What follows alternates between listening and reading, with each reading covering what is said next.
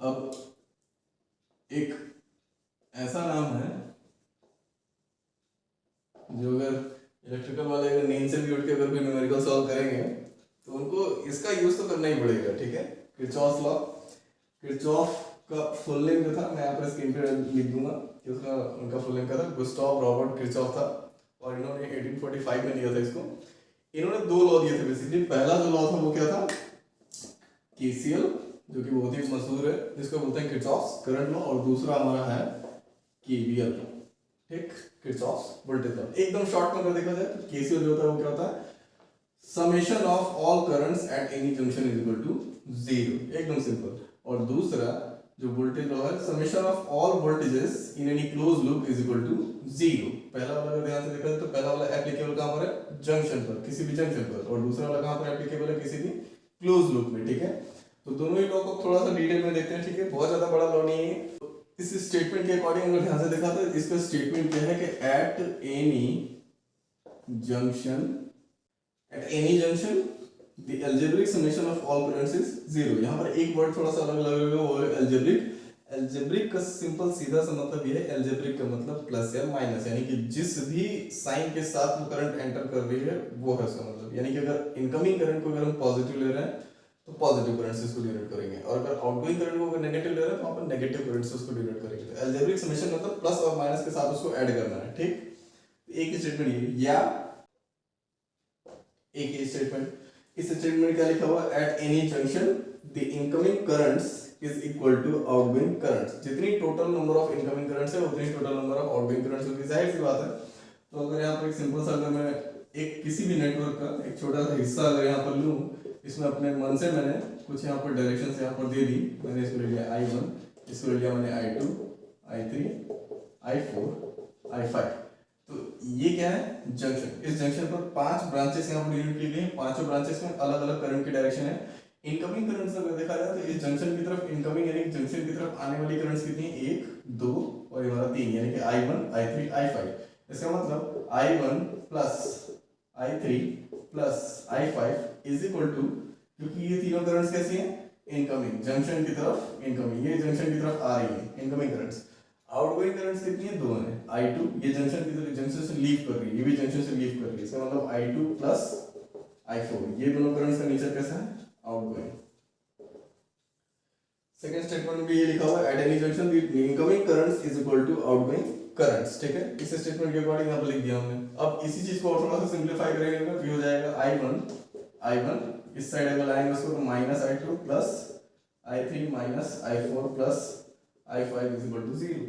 ये जो एक्चुअल में यहाँ पर लिखा हुआ है इसी का मतलब है एल्जेब्रिक समेशन। एल्जेब्रिक समेशन मतलब जो करंट इनकमिंग है हमने उसको पॉजिटिव ले लिया, और नेगेटिव साइन क्या डिनोट कर रहा है यहाँ पर कि वो करंट्स कैसी हैं, आउटगोइंग करंट्स।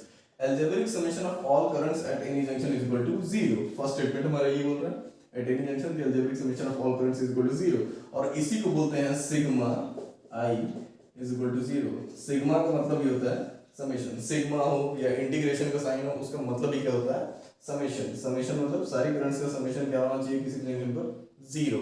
और ये जो होता है हमारा किसको फॉलो करता है, principle of conservation of charge. एकदम सीधा सा मतलब है ना इसका। अगर आप देखो अगर ध्यान से, अगर मैं किसी रेस्टोरेंट में अगर जा रहा हूँ, अगर मैंने 2 गुलाब जामुन अगर मैंने ऑर्डर किए हैं वहां पर, ठीक है, तो 2 ही गुलाब जामुन खाऊंगा ना, 2 ही गुलाब जामुन मेरे पेट में जाएगा, उससे ज्यादा तो जाएगा नहीं। जितना आया है उतना ही जाएगा, उससे ज्यादा तो जाएगा नहीं, ठीक है।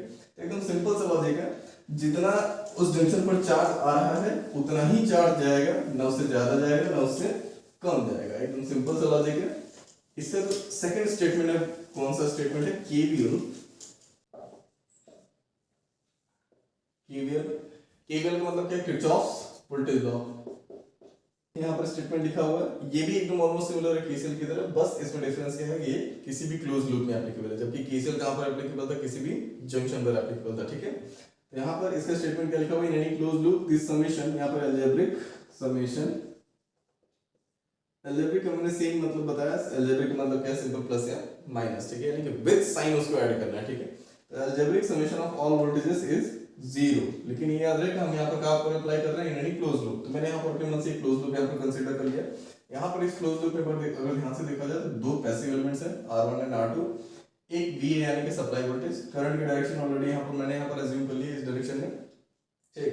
अब यहाँ पर जब हम यहाँ पर केवीएल जब अप्लाई करेंगे तो हमको ये चीज याद रखनी है कि हमने करंट की डायरेक्शन इस डायरेक्शन में यहाँ पर एज्यूम की है।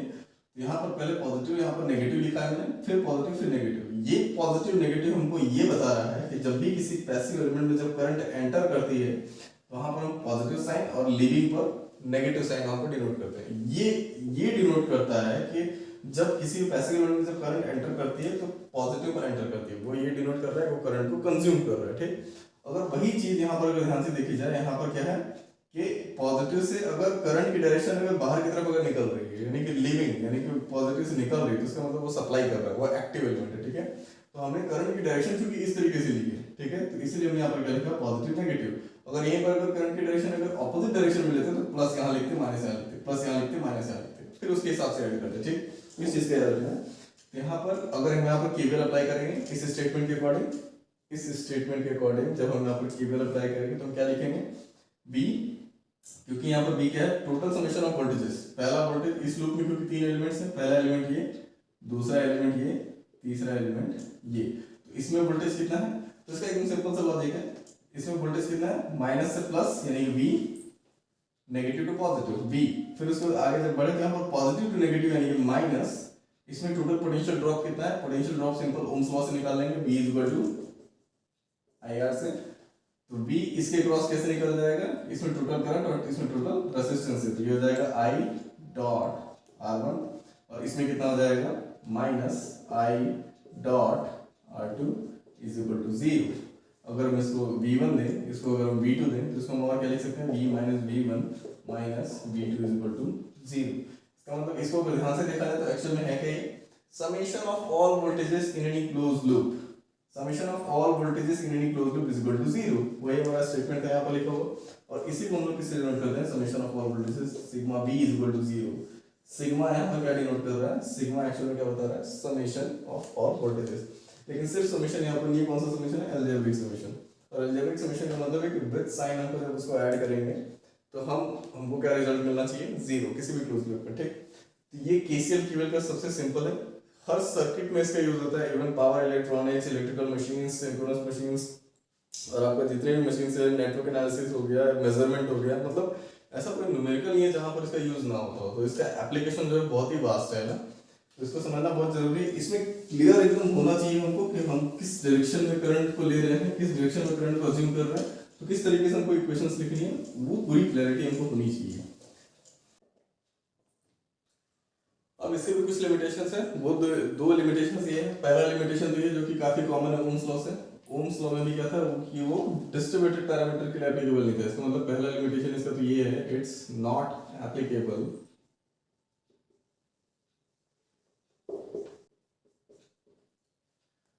पहला लिमिटेशन ये है कि इसको डिस्ट्रीब्यूटेड पैरामीटर में इसको अप्लाई नहीं कर सकते, यानी डिस्ट्रीब्यूटेड नेटवर्क एलिमेंट्स के लिए इसको अप्लाई नहीं कर सकते। और दूसरा ये है कि इसको हाई फ्रीक्वेंसी सर्किट्स में इसको अप्लाई नहीं कर सकते। पहला वाला मैंने बताया कि एलिमेंट क्लासिफिकेशन में उसको काफी डिटेल में डिस्कस करूंगा। ठीक, दूसरा वाला हाई फ्रीक्वेंसी सर्किट्स में इसको क्यों नहीं अप्लाई कर सकते, जाहिर सी बात है हाई फ्रीक्वेंसी सर्किट्स में वहां पर इंडक्टर्स भी होंगे और हमारे पास कैपेसिटर्स भी होंगे। ठीक, इंडक्टर्स और कैपेसिटर्स को अगर ध्यान से देखा जाए तो इंडक्टर का जब एक्सल जब कैलकुलेट करते हैं और कैपेसिटर का जब एक्सी जब कैलकुलेट करते हैं, इंडक्टिव रिएक्टेंस और कैपेसिटिव रिएक्टेंस जब कैलकुलेट करते हैं तो एक्सल जब कैलकुलेट करते हैं 2 पाई एफ एल। ठीक, तो ये तो ठीक है। जब हाई फ्रीक्वेंसी की बात करेंगे, मान लो हमने मेगाहर्ट्ज की मैंने फ्रीक्वेंसी यहाँ पर ले ली, तो यहाँ पर कुछ ना कुछ पर्टिकुलर वैल्यू यहाँ पर आएगी ओम। लेकिन यहाँ पर जब एक्सी जब कैलकुलेट करेंगे 1/2 पाई एफ सी, यहाँ पर जब मेगाहर्ट्ज लेंगे तो एक्सी क्या आता है हमारा ऑलमोस्ट 0। ठीक, जब मेगाहर्ट्ज लेंगे तो ऑलमोस्ट जाहिर सी बात है ना कि फ्रीक्वेंसी हमारी बहुत ज्यादा हाई हो जाएगी, तो वहां पर तो एक्सी की वैल्यू आएगी काफी लो आएगी, 0 आएगी। और यहाँ पर जब फ्रीक्वेंसी जब लेंगे वहां पर हाई फ्रीक्वेंसी लेंगे, मेगाहर्ट्ज या किलोहर्ट्ज की बातें करेंगे, गीगाहर्ट्ज की बातें करेंगे, यानी कि कम्युनिकेशन सर्किट्स की, इलेक्ट्रॉनिक सर्किट्स की जब बात करेंगे, ऑसिलेटर्स की, तो वहां पर एक्सेल और एक्सी की वैल्यू, एक्सेल की वैल्यू इतनी लार्ज और एक्सी की वैल्यू इतनी स्मॉल आती है, वहां पर जब केवीएल और केसीएल अप्लाई करेंगे तो उसके क्रॉस जो पोटेंशियल ड्रॉप आएगा वो मतलब इनसिग्निफिकेंट आएगा। मतलब हाई फ्रीक्वेंसी सर्किट्स में एप्लीकेबल नहीं होता है, नॉर्मल पावर फ्रीक्वेंसी पर हम इसको अप्लाई कर सकते हैं। तो ये इसके दो लिमिटेशंस हैं। ठीक, इसके बाद भी अगर इसमें कोई डाउट आता है केवीएल केसीएल में तो आप नीचे कमेंट कर सकते हैं। ठीक है, थैंक यू।